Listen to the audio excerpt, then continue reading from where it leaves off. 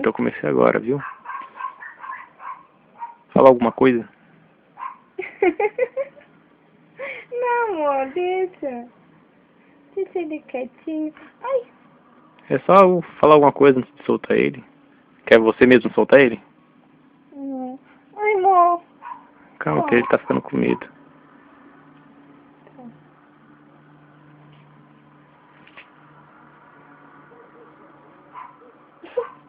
Vamos ver se segura.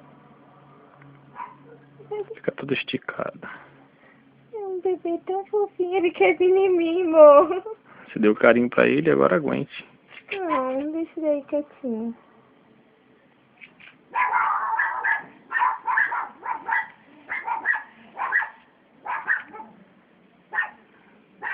Ele é muito rápido. Uhum. Olha o tamanhozinho. É um pequenininho. Ele tá me atacando.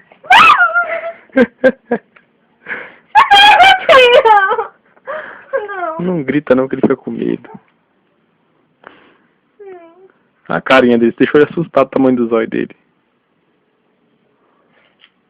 Não, bebê, desculpa, é que eu fico com medo. Eu não sou acostumada a ter peixinho assim tão pertinho. Eu tenho medo, desculpa, tá bom? Eu não quis te assustar, não. Tá? Eu não quis te assustar. Vou soltar ele.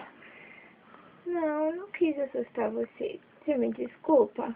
Me desculpa, hein? Me desculpa? Vai subir pra você. Vai querer subir na sua blusa. Ai, amor, tá. Ai, chameco, ele tá me arranhando. E será que ele tá pensando que eu sou uma mãe dele? Deve ser. Amor, chamego, segura ele. Mas ele quer ir pra você, ó.